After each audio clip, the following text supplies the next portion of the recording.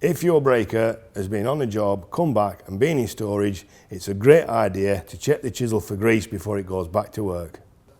Okay, so what we're going to do is we're going to take out the retainer mechanism for the chisel, and then we're going to extract the chisel.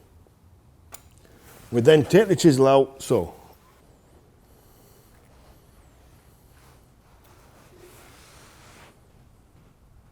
Okay, so this is the chisel. We have the main shank of the chisel, we have the retainer slots, and we have the impact face at the top of the chisel.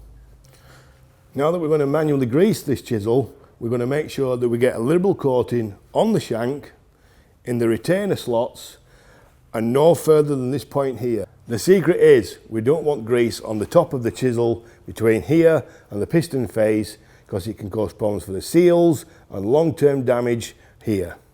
What we're going to do now is we're going to take the proper hammer grease on the brush, and we're going to liberally coat the shank of the chisel and the retainer slots.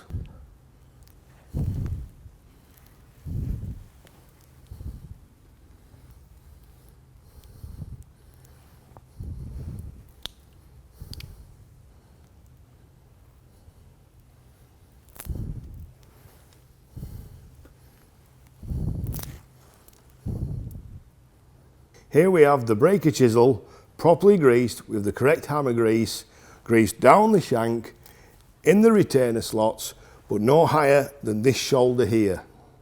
Okay, so now we're going to get this chisel back into the breaker.